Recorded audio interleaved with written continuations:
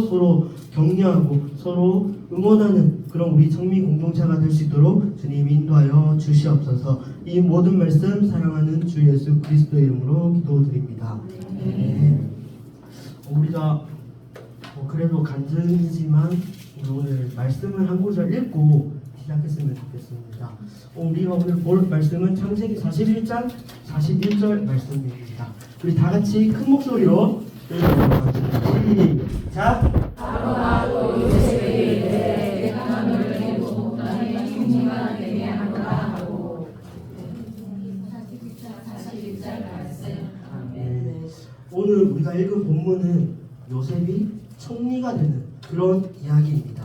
요셉이 총리가 되는 과정은 우리가 너무나도 많이 들었기 때문에 잘 알고 있을 거예요. 요셉이 형제들에게 왕따당하고 또 죽임을 당하려고 했고, 근데 결국 애굽 사람한테 팔려버리고 또 팔려간 그곳에서 보디발의 아내를 만나서 자기를 유혹하는데 넘어지지 않자 성추행범으로 만들어 버립니다. 그리고 아내 말 안 듣는 남편 없다고 그의 거짓말 한마디에 요셉을 감옥으로 보내버립니다. 또 그 감옥에서는 꿈꾸는 자 2명을 만나게 되는데 그들의 꿈을 해석해주고 그 해석해주는 대로 한 명은 죽고 또 한 명은 감옥에서 풀려나게 됩니다. 그 감옥에서 풀려날 때 바로에게 자신을 말해서 꺼내주기로 약속까지 했는데 결국 그 사람에게 배신도 당하고 맙니다. 요셉의 인생은 결코 순탄치 않았다는 것을 보게 되는데 저 역시 요셉과 마찬가지로 전혀 순탄치 않았던 그런 삶을 살게 되었습니다. 저는 태어나자마자 아무것도 모르는 그 상황 속에서도 너무 힘들었어요. 왜냐하면 제가 태어나고 100일이 지난 뒤에 부모님은 싸우시고 이혼을 하셨어요. 그리고 부모님 그 누구도 저를 데리고 가려고 하지 않았던 거예요. 그래서 저는 결국 버려지는 그런 삶을 살게 되었는데 다행히 할머니께서 저를 거두어 주셨던 거예요. 제가 어렸을 때부터 할머니 손에서 자라게 됐는데 할머니는 그때부터 새벽 5시에 그 남의 밭에서 깨를 따거나 아니면 뭐 그 밭에서 일을 하는 그러기 때문에 새벽 5시에 나가셔야 됐어요. 그러다 보니까 저를 돌봐줄 사람이 아무도 없었는데 다행히 고모 한 분이 계셨어요. 근데 그 고모 한 분은 저를 돌보듯 안 돌보듯 하셨어요. 저는 어렸을 때 기억은 잘 안 나지만 자라오면서 계속 할머니한테 얘기 들었던 게 너네 고모가 있었는데 그 고모가 너 분유 먹어야 될 시간에 분유를 안 줬다. 그럼 그 분유를 어떻게 했냐? 아무도 못 보는 곳에 숨겨놨다고 얘기를 하더라고요. 그래서 저는 아침부터 할머니가 집으로 돌아오는, 할머니가 깨밭에 갔다가 돌아오는 시간이 거의 8시 이렇게 되다 보니까 저는 아침부터 저녁까지 계속 울기만 했던 거예요. 할머니가 빨리 돌아오기만 기다렸던 것 같아요. 밥 달라고.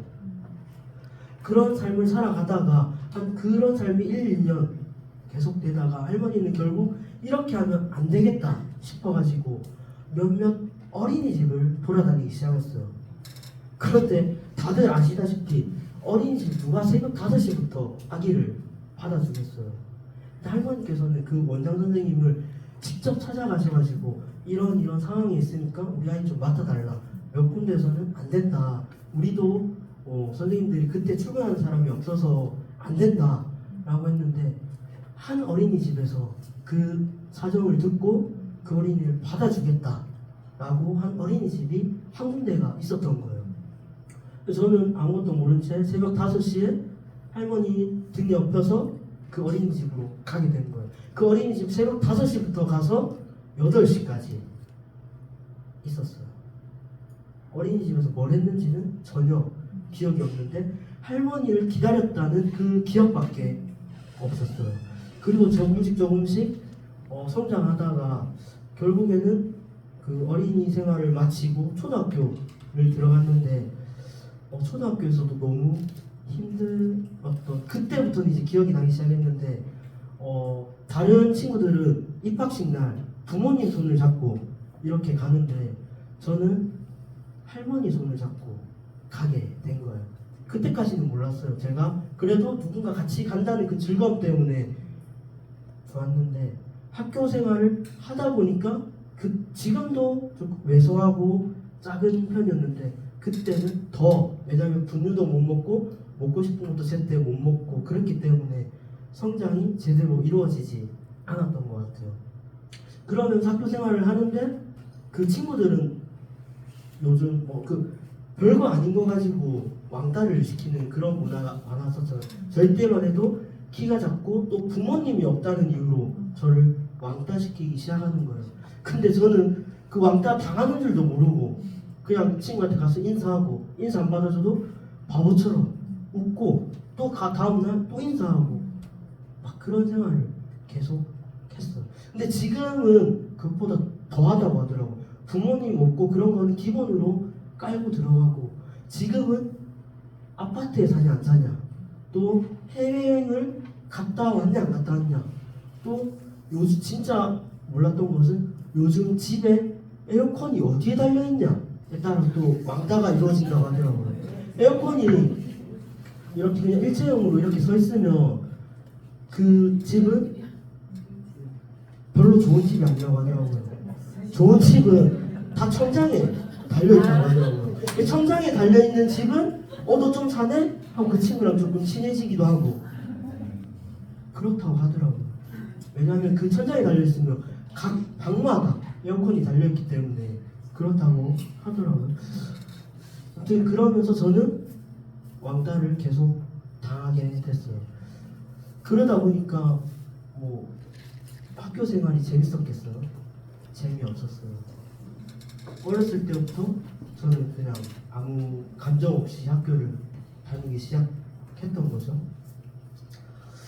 그러면서 이제 저는 점점 더 자라나게 됐고 왠지는 모르겠는데 그 왕따 당하던 것이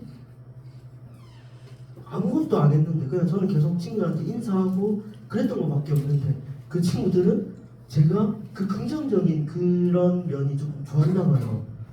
긍정적으로 계속 왕따를 당해도 다 가니까 애들이 그냥 인사를 받아주기 시작하더라고요. 그러면서 조금씩 친구들이랑 지내고 그런데 아직 완전히 그런 행복한 삶을 누리지 못했어요.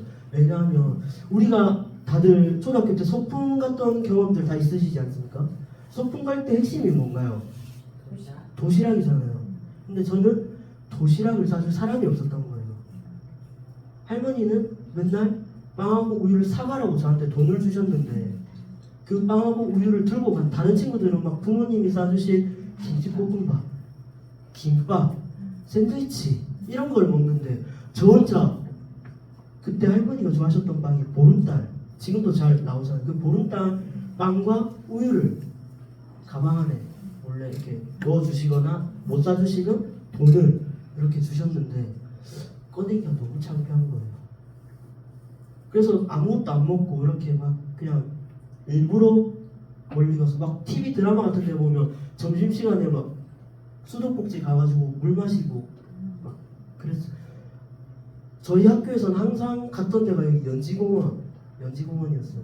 연지공원 이제 애들이 안 보이는데 몰래 가서 빵을 먹고 막 그랬던 삶을 살았는데 다행히 그 친구들 부모님 한 분이 제 사정을 다 아시고 그 친구의 도시락을 쌀 때 제 것도 같이 싸주시는 거예요. 그러면서 이제 당당하게 친구들 앞에서 도시락을 꺼내서 먹을 수 있었던 거예요. 그렇게 또 초등학교 시절을 보내다가 초등학교 6학년 때 저는 이제 결국 부모님이 저를 초등학교 5학년 때죠. 결국에는 아버지가 다시 돌아오시고 또 몇 개월 지나니까 새어머니께서 또 같이 오셔가지고 이제 할머니 손을 벗어나서 제가 할머니 손에 자랐는데 할머니랑 있는 게 그렇게 싫었어요. 제가 뭐만 하면 한 손에 우리는 복음을 전할 때 한 손에는 복음과 한 손에는 사랑을 들고 나가야 되는데 할머니 손에는 한 손에는 파리채와 한 손에는 효자손이 저를 기다리고 있었던 거예요. 제가 어렸을 때 길 가다가 유치원 때 친구를 한 명 만났는데 그 친구 어디 가냐고 물어봤을 때 교회 간다고 하는 거예요. 그래서 나도 교회 갈래 라고 얘기를 했는데 할머니가 일단 엄청 허락을 해주시더라고요. 그날은. 왜냐면 그 친구를 오랜만에 봐서 그런지는 모르겠는데 근데 그 친구가 제가 어린이집 다닐 때 여자친구였다고 얘기를 하시더라고요. 물론 제가 그 친구가 다시 호감이 생겨서 그 친구를 따라간 건 아니고 그냥 교회가 뭐 하는 곳인지 궁금해서 따라갔는데 그 교회에서는 신기하게 레슬링만 하더라고요. 그 친구가 여자 자매였는데 자매인데도 불구하고 레슬링을 저한테 막 하는 거예요. 또 제가 또 작다 보니까 워낙 그 위험한 기술들은 당하는 쪽은 제가 됐던 것 같아요. 왜냐면 가벼우니까. 그러니까 이제 막 그 형들은 저한테 와가지고 막 목을 이렇게 감싸면서 이렇게 들어가지고 막 내려찍고 그런 걸 당하는 쪽은 항상 저였어요. 그렇게 교회를 다니는데 할머니께서 이제 너 교회 가지 마라. 내가 교회 간다면 한 손에는 아까 말했던 것처럼 파리채와 한 손에는 효자손이 저를 기다리고 있어요. 뿐만 아니라 내가 뭐만 하면 이제 그 결식들이 저를 기다리고 있는 거예요. 그리고 또 그 초등학교 시절에는 먹는 게 되게 중요하잖아요. 제가 정말 먹고 싶었던 거는 피자, 치킨, 햄버거 별거 아니잖아요. 지금은 쉽게 돈만 주면 구할 수 있는 건데 저는 그거를 먹을 수 있는 날은 하루밖에 없었어요. 바로 제 생일날. 그것도 이제 처갓집 치킨, 양념 그거 탁 뜯는 그 즐거움으로 살아가고 있었는데 한날은 어떤 부자인 친구가 집에서 생일 파티를 한다는 거예요. 생일 파티를 한다는데 저는 그렇게 막 친하지 않으니까 저를 초대 안 해주는 거예요. 나도 가고 싶은데 왜 나는 안 불러주지? 조금 그 창피함을 부릅쓰고 제가 그 친구한테 먼저 갔어요. 나도 가면 안 될까? 그랬더니 가도 된다고 얘기를 하더라고요. 그래서 갔는데 와, 생일날 처음 보는 그런 광경. 피자, 치킨, 뭐 그 많은 먹거리들이 앞에 있는 거예요. 먹고 싶었던 저는 어떻게 했겠어요? 그냥 허겁지겁 다 한 손에는 뭐 치킨 들고 한 손에 피자 들고 막 그렇게 먹고 있는데 뒤에서 들려오는 소리는 그건 거예요. 아, 저 거지 새끼. 역시 못 먹으니까 여기 와서라도 저렇게 먹네. 저 먹는 거 봐라. 너무 저렇게 먹는다. 그런 얘기를 하는 거예요. 그런 얘기가 들리는데 와, 그 슬픔은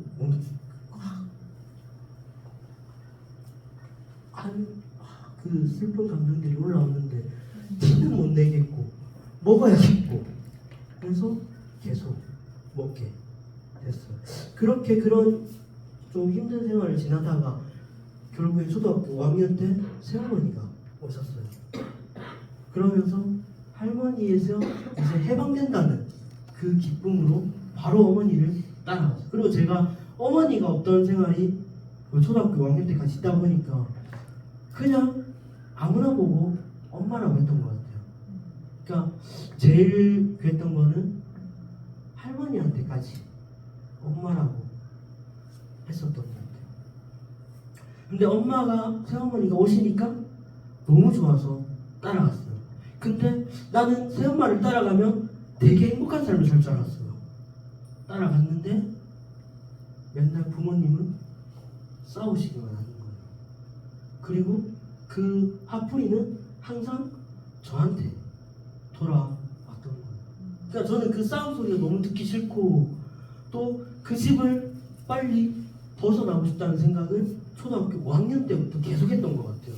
그러면서 이제 잘 때는 그 싸움 소리가 듣기 싫으니까 귀에 이어폰을 꽂고 음악은 제일 큰 소리로 틀어놓고 방문은 걸어 잠그고 그러다 보니까 제가 귀가 많이 안 좋아졌어요. 그래서 제가 되물어보는 그런 말들이 조금 많기는 한데, 하여튼 그런 생활을 계속 하다가 중학교 시절로 넘어갔고, 또 중학교 시절 넘어가기 전에 저는 이제 나쁜 친구들과 어울리기 시작했어요. 다들 제가 저 친구 그랬을 거라고 생각은 안 할 것 같은데, 저는 초등학교 6학년 때부터 담배를 폈어요. 너무 일찍 시작했죠. 근데 담배를 피면서 그 무리들이 있는데, 저희 무리들이 남학생들은 6학년들이고 이제 여학생들은 초등학교 저희보다 한 살 어린 5학년 친구들, 이렇게 한 동네에서 어울리면서 담배를 피고 막 그렇게 생활을 했던 거예요. 그냥 그 담배 피는 것이 멋있어 보였던지 그 여자들 앞에서 정말 멋있게 막 짝다리 짚고 가면서 이렇게 막 하는데, 그 친구가 배신을 하더라고요. 그 여자 친구들이 자기 담임 선생님한테 바로 다 고자질을 해버린 거예요. 그러면서 이제 부모님 호출할래? 너네 뭐 반성문 쓸래? 부모님한테 들키기 싫고 뭐라도 해야겠고, 그래서 선생님한테 찾아가서 사과하고 그랬던 시절을 보냈던 거예요. 그러면서 중학교로 올라갔고, 중학교 시절에도 다른 친구들, 그 친구들은 이제 멀리하고 담배도 끊고 그러면서 중학교 친구들을 만났는데, 초등학교 6학년 때부터 계속 해오던 야구를 친구들이랑 계속 했어요. 그러면서 저는 또 이제는 불행이 끝났다 라고 생각했는데, 불행은 여전히 저를 계속 따라다니는 거예요.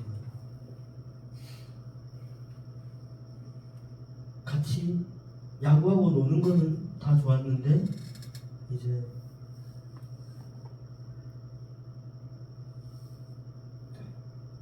너무 좋았어요. 그 친구들이랑 노는 게 그렇게 행복한 건지는 몰랐어요. 그러다가 중학교 2학년 때 여자친구를 사귀게 됩니다. 그 여자친구를 사귀게 된 계기도 엄청 웃겼어요. 제가 외소하다 보니까 어딜 가나 맞는 역할을 하는 것 같아요. 중학교 때도 가서 맞는 역할을 했어요. 근데 그 때리는 친구가 남자 친구가 아닌 여자 친구가 제 어깨를 세게 탁 때리는 거예요. 근데 그 친구는 제가 알기로 다른 사람을 좋아하는 걸 알고 있어요. 그래갖고 막 맞아가지고 집에서 샤워를 하는데 맞은 데가 멍이 든 거예요. 그래갖고 저는 따지려고 그 여자친구의 번호를 수소문해서 그 번호를 알아내고, 나 너 때문에 멍들었다, 책임져라 라고 얘기했는데 자기 책임지겠다는 거예요. 그래서 어떻게 책임질래 했더니 갑자기 뜬금없이 나 너 좋아해. 갑자기 그렇게. 근데 제가 다 아시다시피 거절을 못하는 성격이에요.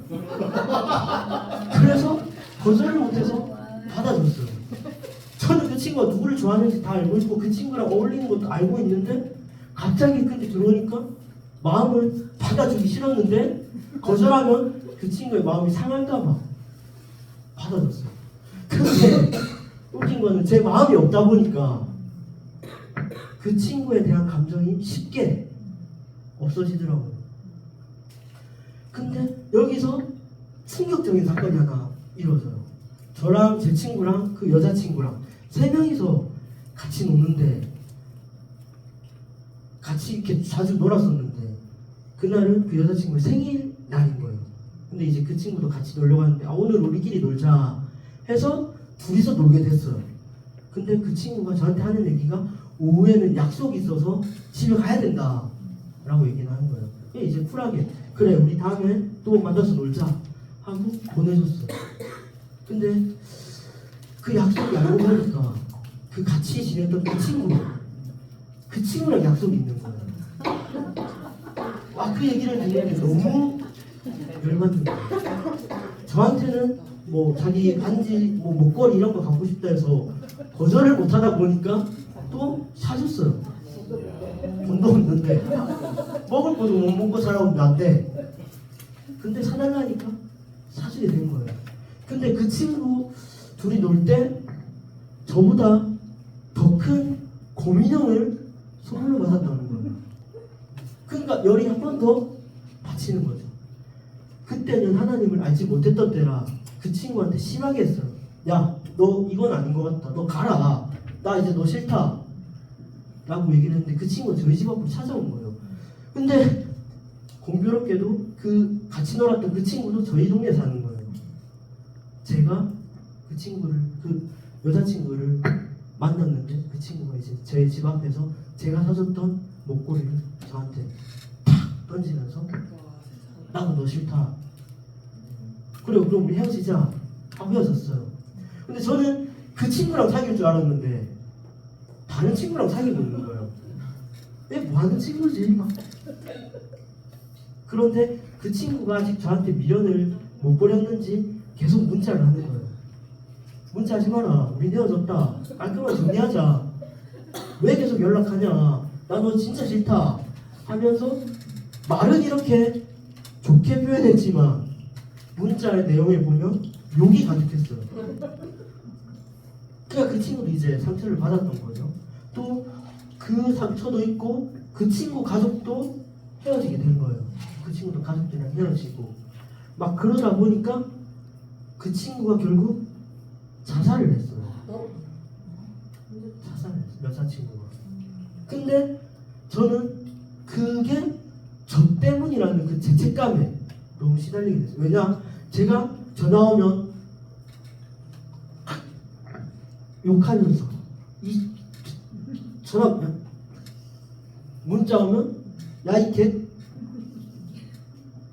그것 때문에 애가 상처를 받았다 생각하고 더 이제 나아가서 부모님이요. 그러니까 저 때문에 헤어졌다는 그런 생각들을 많이 하게 됐던 거예요. 그러면서 이제 뭔가 왠지는 모르겠는데 그 이후로 저 앞에 와서 친구들이 나 자살하고 싶다 라고 하는 친구들이 많은 거예요. 막 어떤 친구는 제가 아까 그 살아가면서 이성에게 인기가 많은 그런 순간이 있다고 하더라고요. 저는 너무 일찍 찾아와서 지금은 없더라고요.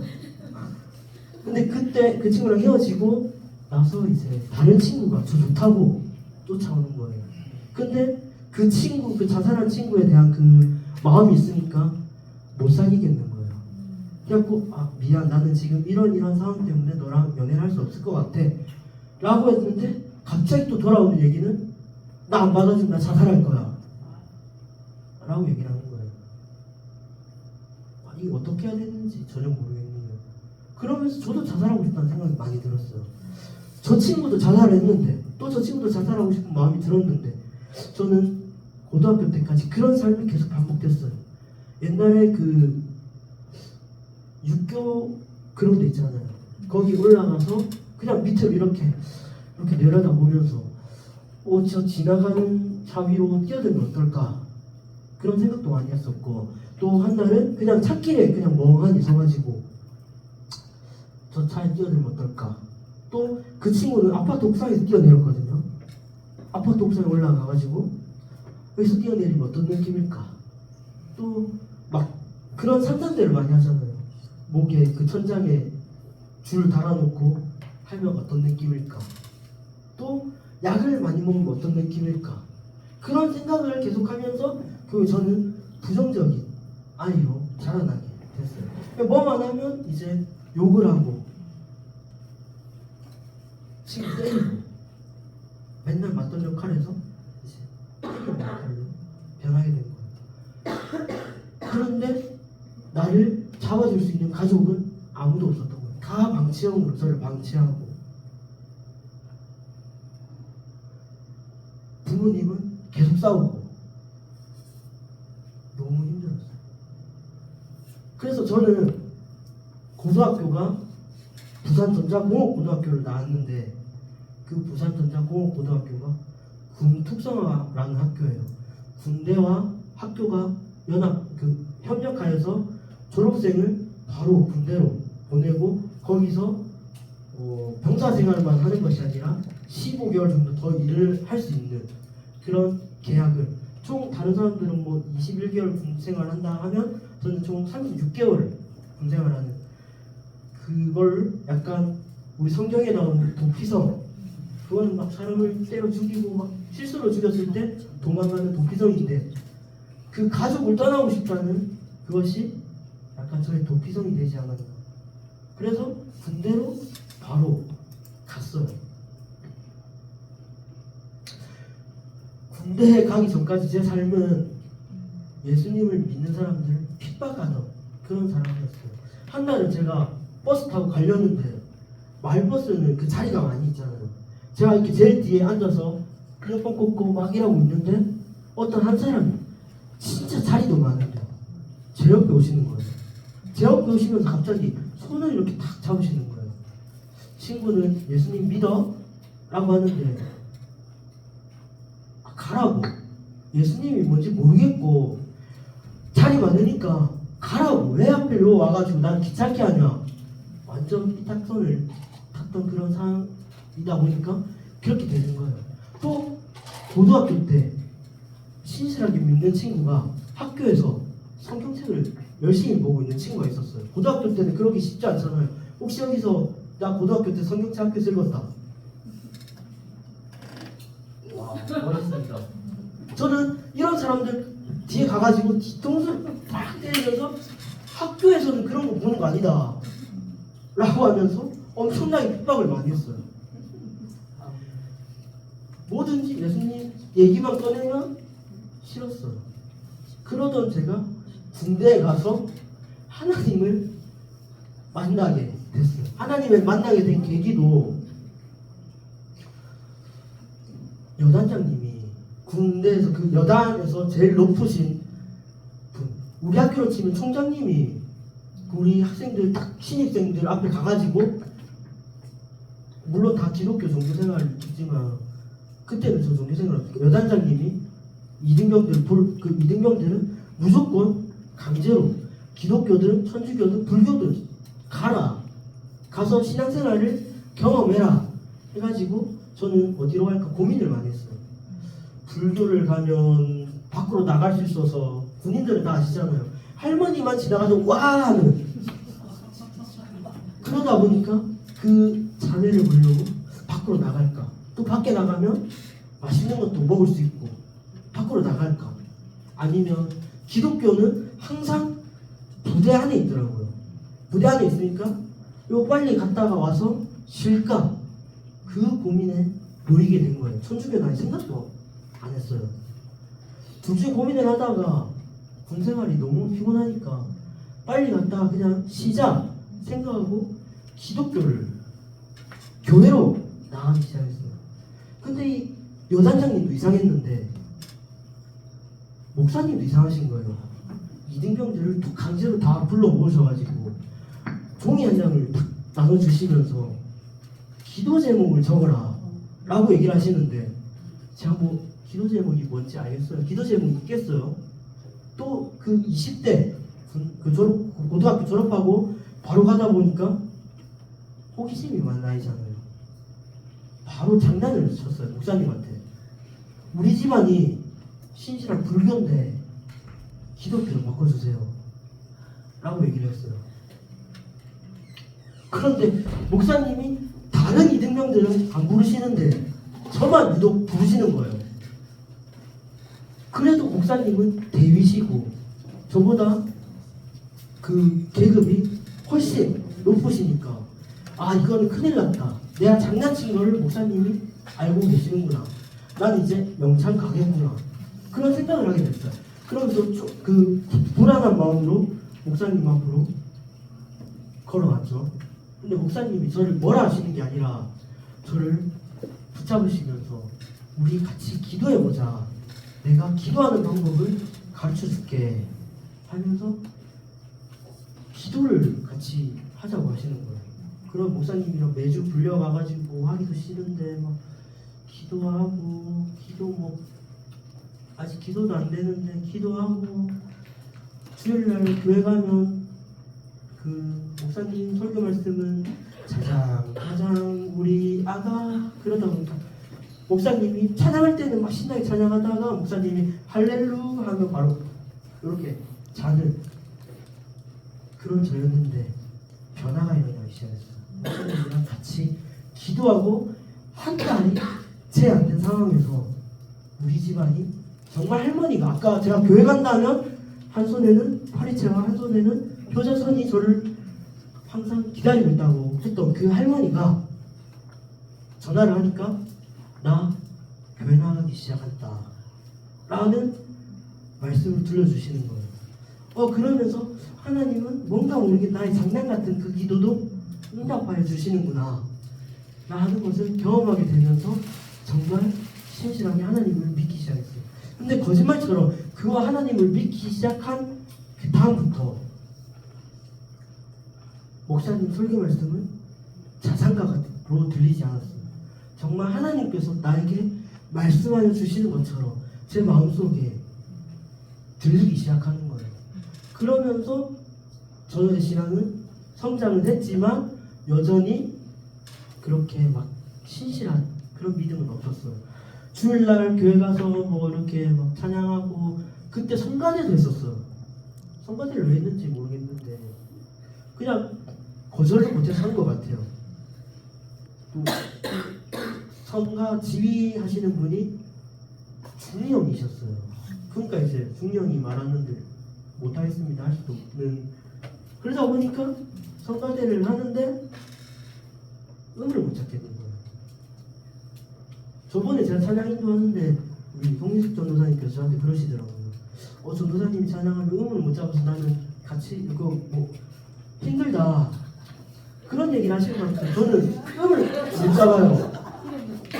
그런데 음을 못 잡는 저랑 같이 찬양을 그때 청년 NC 때 해주셨어요. 그래서 저는 엄청나게 힘이 돼서 찬양했어요. 근데 아무튼 제가 악보도 모르고 음도 볼 줄 몰라요.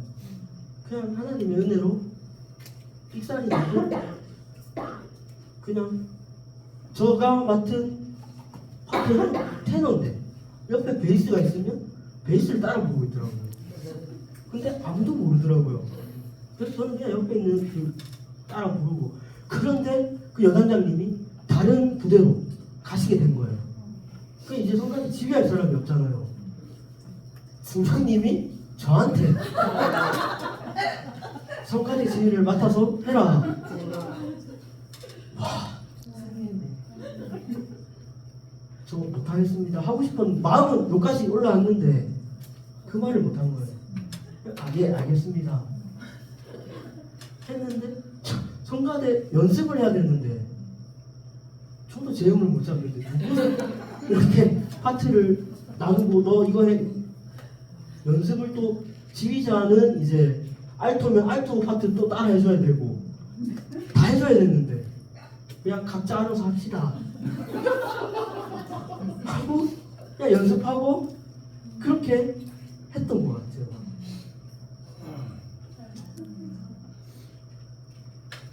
그러면서 저는 주일날에는 그렇게 아무것도 뭐 그런 열심을 다해서 믿는다고 생각했는데 다른 그 군종병들에 비해서는 아무것도 안 하고, 또 부대 밖을 나가면 이제 선임들이 저를 기다리고 있더라고요.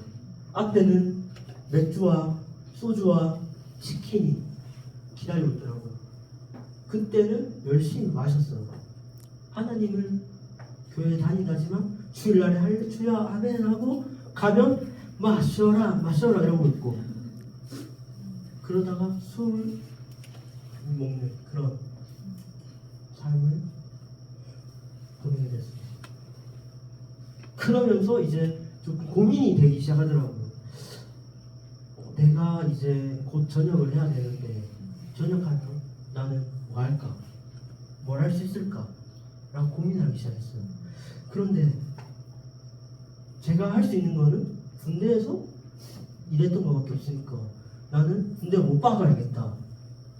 다 선임들이 하는 말이 요즘 군대 못 박으면 받아준다. 지원해봐라. 어차피 간부생활 할 거 미리 일찍 들어가서 빨리 하는 게 좋지 않겠냐. 지원해봐라. 하고 저는 3번에 지원했어요. 3번에 지원했는데 첫 번째는 서류를 냈는데 그 서류가 부영이라고 하는 거예요. 새로운 그 서류가 있는데 부대에서는 새로운 서류를 안 주고 부양 서류를 저한테 줘서 적었는데 부양이라고 안 받아준 거예요. 그래서 결국 그때는 지원을 못했고, 두 번째는 다 합격했어요. 면접까지 보고 이제 짐 싸서 부산학교를 들어가기만 하면 이제 4년은 보장됐다 생각하고 그 갈 날만은 기다리고 있는데, 가기 몇 달 전에 축구를 하다가 다리가 부러진 거예요. 다리가 부러지면서 결국 입교가 취소됐어요. 열심히 막 다 했는데 취소됐어요. 그리고 세 번째 넣었는데 이번에는 서류 다 하고 막 다 했는데, 옛날에는 뭐 자리 뭐 많아서 하면 다 붙는다 이렇게 자신만만하시던 간부님들이 꼬리를 내리기 시작하더라고요. 지금은 자리가 없어서 안 되겠다. 그래서 떨어졌어요. 세 번째 딱 떨어지는 순간, 아, 하나님께서 나를 군인으로 인도하시는 것이 아니구나 라는 그런 생각을 하게 됐어요. 그러면 저는 전역을 결심하는데 그 간부님들은 저를 계속 군생활 하기를 원하셨던 것 같아요. 저는 아닙니다. 저는 하나님께서 저를 군인으로 부르시지 않는 것 같아요 라고 생각하고 전역을 결심하게 됐어요. 전역하고 나서는 이제 또 고민이 시작되는 거죠. 내가 뭘 할까? 내가 할 수 있는 거는 군대에서 무전기 고치는 것밖에 없었는데, 사회 나오니까 무전기가 없네요. 무전기를 고치고 싶은데 무전기가 없으니까 물론 다른 뭐 그런 것도 있겠지만, 그래서 고민을 계속하기 시작했어요. 내가 뭘 할 수 있을까? 그러다가 여기 우리 최정화 교수님이 사역하고 계시는 대지교회 옆에 대저중앙교회라고 있는데, 그 교회를 저는 나가기 싫었어요. 왜냐면 집이랑 너무 멀어서. 그리고 조금 사람 많은 데 가서 좀 조용히 왔다가 조용히 가는 그런 교회 생활을 하고 싶어가지고, 호산나, 집 앞에 호산나 교회가 있는데 그 교회 가려고 했는데, 저희 할머니께서 그 불교 그 마음이 아직도 계시거든요. 한 집안에서 여러 교회를 섬기면 안 된다. 네. 한 집안에서는 한 교회를 나가야 된다 라고 얘기하셔가지고 그 집에서 30분 거리가 되는 대저중앙교회까지 출석하게 된 거예요. 그런데 아니나 갈까 갔는데 제가 원했던 거는 조용히 왔다가 조용히 사라지는. 근데 이 교회는 사람이 없어요. 조용히 왔다 조용히 가는 게 안 돼요. 그러니까 이제 행사가 있으면 청년이니까 이거 해달라 저거 해달라. 다들 이쯤 되면 제 성격 아시겠죠? 거절을 못해서 하게 된 거예요. 교회 행사 보면 요즘 주인공을 잘 안 하려고 하잖아요. 주인공은 제가 맡아서 하고 있더라고요. 그런데 그게 하나님의 은혜로 그런 생활을 계속 하다 보니까 점점 더 신앙 깊어지기 시작하는 거예요. 그 청년들이랑 같이 지내고 그러다가 교회 수련회를 가게 됐어요. 근데 그 교회 수련회가 강원도 정선으로 가는 그런 먼 거리 일정. 요즘 장로님들은 그 청년이 너무 멀면 안 보내려고 하시는 그런 장로님들도 계시더라고요. 근데 저는 이제 누가 안 보내고 말고 그런 게 없으니까 저는 갔어요. 갔는데 거기서 우리가 했던 거는, 그 정선은 시골이잖아요. 시골에 있는 어르신들을 불러 모아서 이제 어르신들 식사 대접해드리고, 또 우리가 할 수 있는 게 뭘까 하다 보니까 장기자랑 같은 것도 막 노래도 하고 촬영쇼도 하고 막 그렇게 다 끝내고 그 어르신 한 분은 집에 모셔다 주는데, 그때 저한테 그런 말씀 하시더라고요. 내가 집에 손자가 있는데 손자가 너무 멀어서 보고 싶어도 보지 못한다. 그런데 자네들이 이렇게 와서 이렇게 해주고 하니까 손자 보는 것 같은 느낌이 든다. 그러니까 자네가 내 손자랑 닮은 것 같다. 자네도 할머니가 있지 않냐? 가면 잘해드려라. 라고 말씀하시는데 그 말씀이 제게 너무 와닿는 거예요. 근데 그 말씀이 하나님께서 저한테 하시는 말씀인 것 같아요. 너는 그런 일을 해라. 사람을 낳는 어부가 돼야 된다. 그 마음을 받고 저는 결국에 사회복지사가 되기로 결심을 했어요. 사회복지사 되기로 결심하고 학교 그 신라대학교 평생교육원 학점은행제를 통해서 땄어요.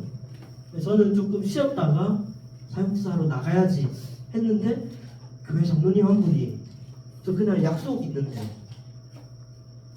니 그 약속이 중요하냐?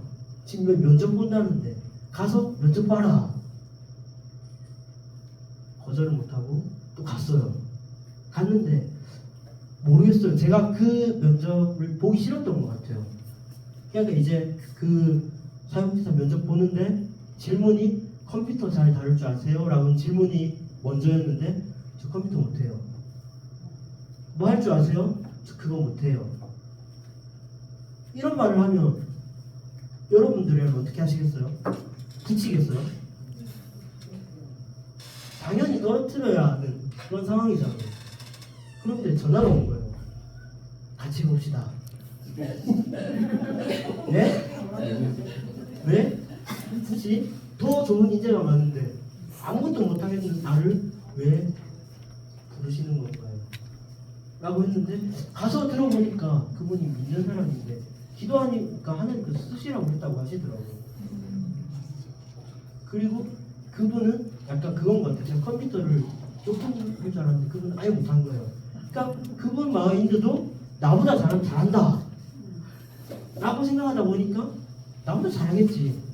그러고 저를 부르신 거예요.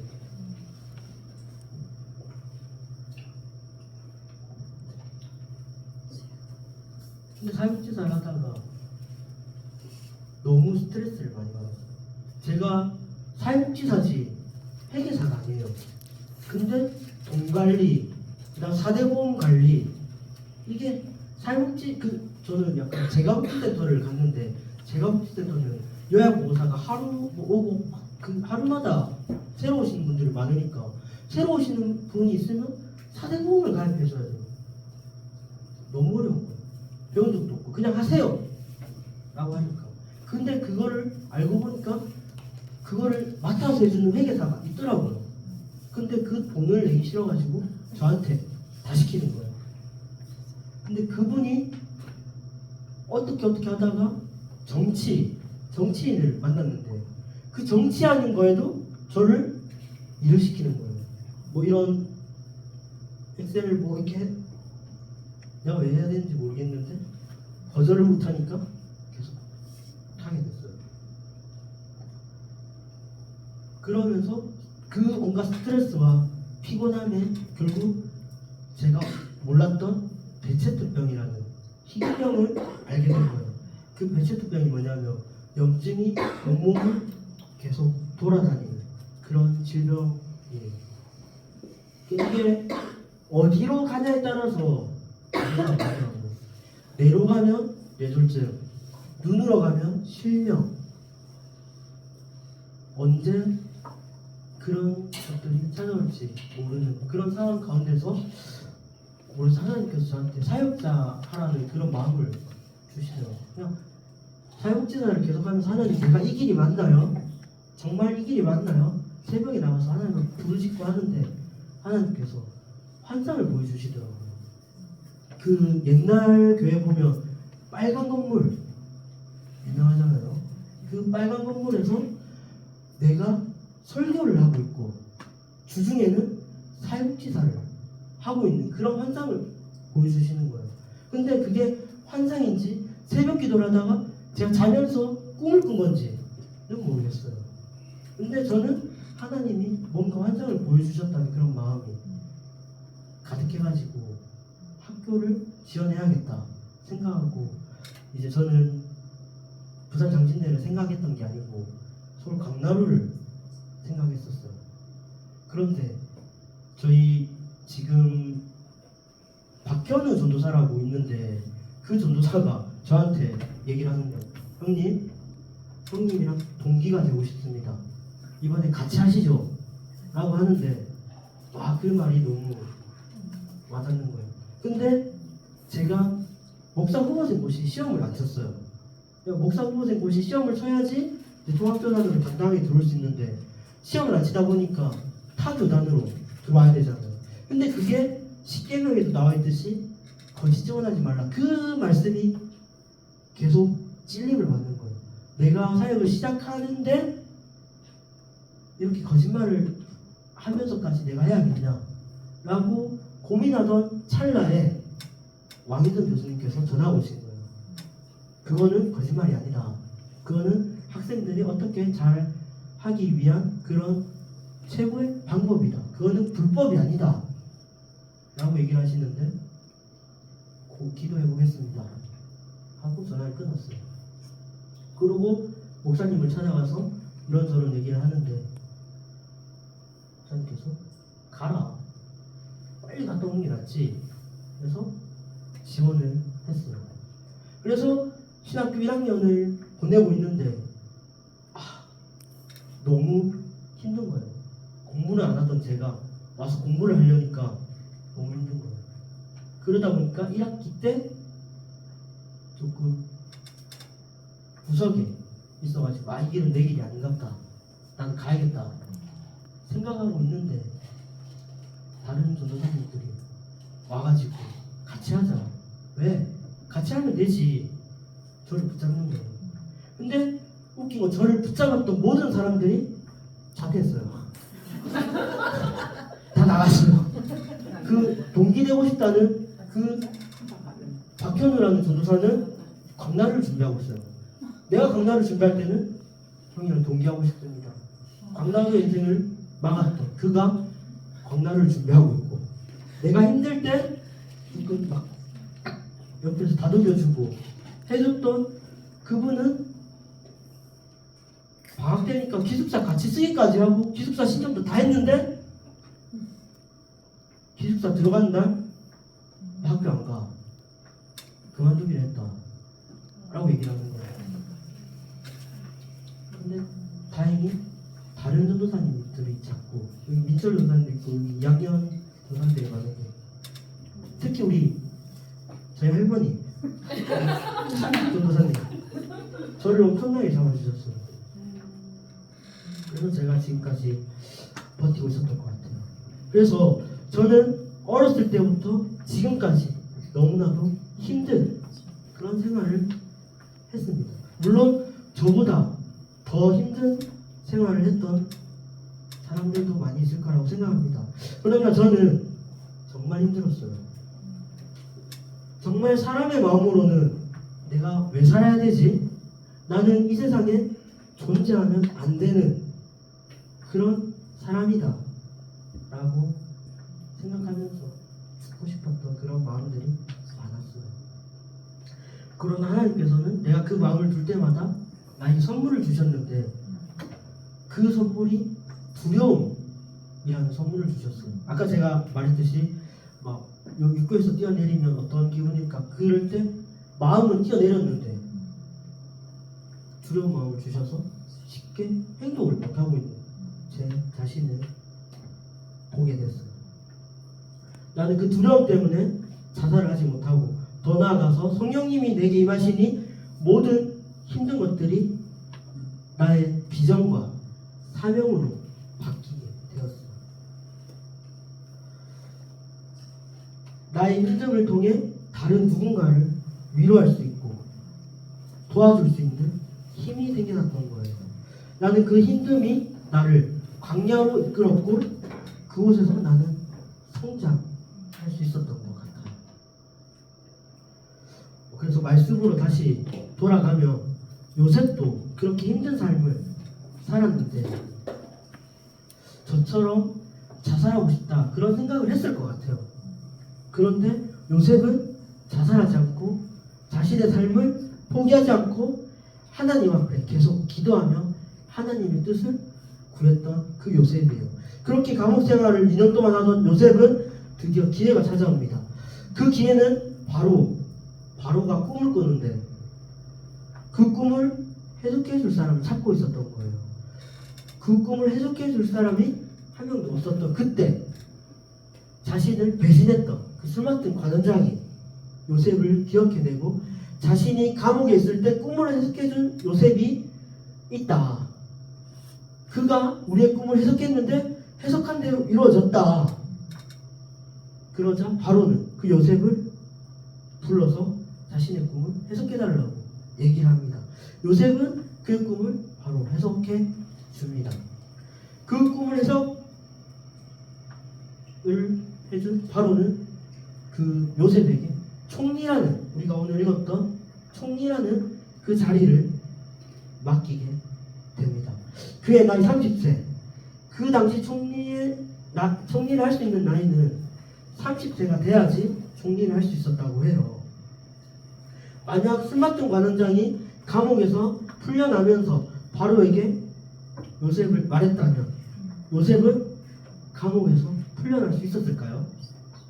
만약 풀려났다고 치더라도 요셉은 총리가 될 수 있었을까요? 이 모든 것은 하나님의 때에 따라 하나님의 섭리대로 이루어진 것이라고 저는 보아집니다. 저는 이 말씀을 보면서 한 가지 성경 구절이 떠올랐어요.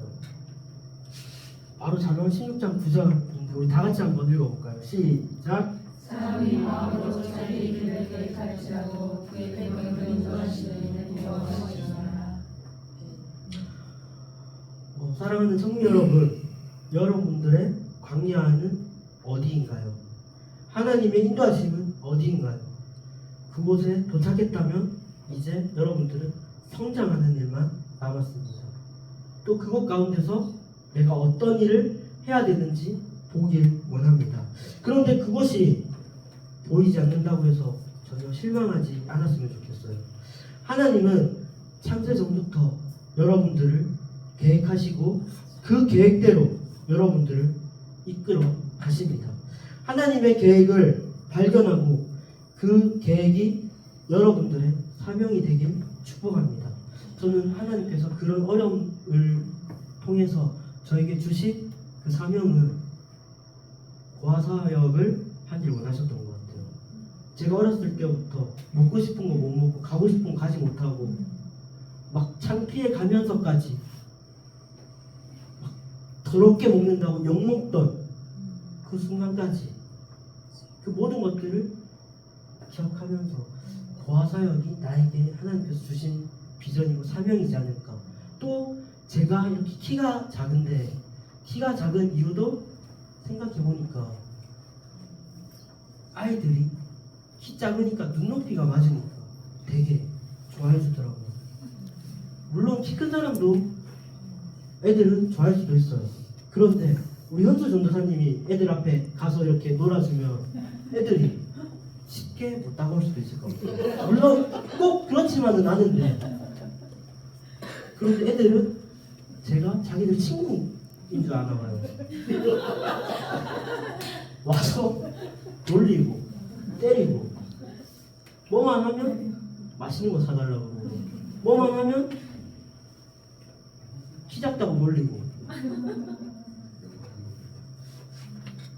제가 키 컴플렉스가 있었어요. 그래서 키 얘기하면 진짜 다 때리고 싶고 그랬는데 지금은 키 작다는 그 얘기가 너무 감사한 거예요. 하나님께서는 저를 하나님의 계획대로 성장시켜 주셨고 그 자금을 통해서 이제 아이들 눈높이에 맞추고 아이들에게 더 쉽게 다가갈 수 있는 그 눈높이를 맞춰 주셨던 것 같아요. 그래서 여러분들 삶 가운데서도 고난이 있다 하더라도 그 고난은 결국 인내가 되고 인내는 결국 금이 되어서 여러분들 앞길을 하나님께서 열어 주실 거예요. 우리 이 시간 함께 찬양했으면 좋겠어요. 우리의 모든 걸음